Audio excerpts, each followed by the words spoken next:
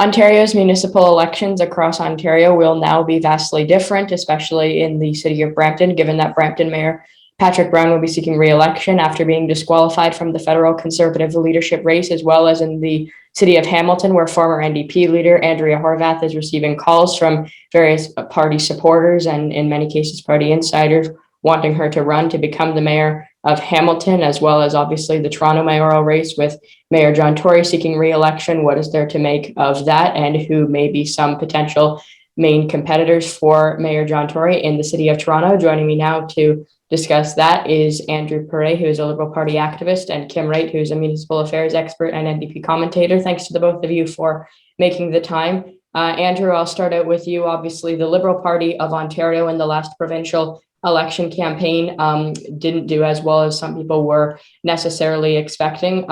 Do you foresee anybody specifically, I guess you could say, within the Liberal Party of Ontario or within the Liberal Party of Canada potentially running for any mayoral positions? We saw today that Liberal MP from Brampton, one of the Brampton ridings, Ruby Zahoda, is considering running for mayor of Brampton. So I guess more specifically, what do you make of that development?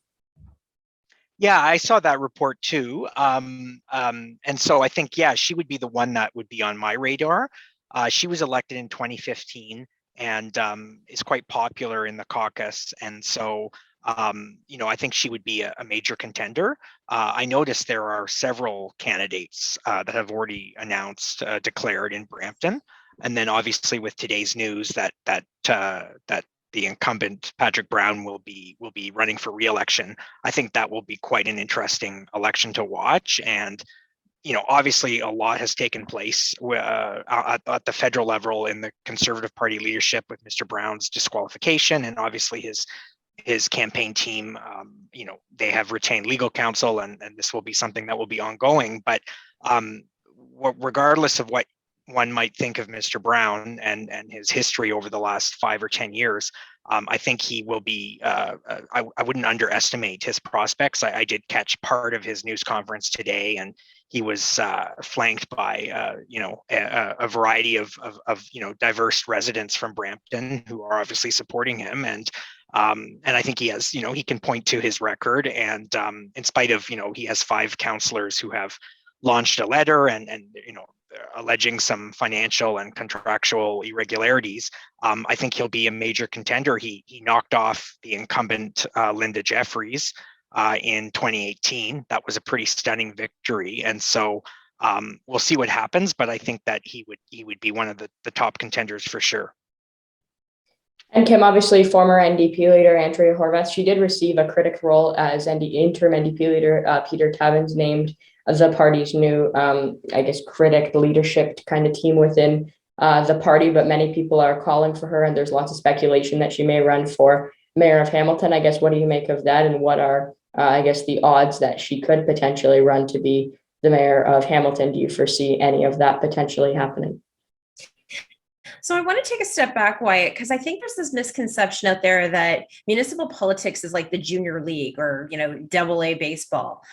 It's not. There is so much that can and is done so effectively, so efficiently when they choose to, that frankly blows every other order of government out of the water, whether it's on public health, licensing, development, anything you can see, smell, touch, any of your senses. That's municipal government. They're dealing with it, and so this notion that it's somehow lesser than the other orders of government, it really has to stop, because there's so many really cool things that, well, frankly, I do every day as a municipal affairs expert, not only in Toronto but across the province and across the country. So I just want to put that out there for anybody who's got some sort of preconceived notions.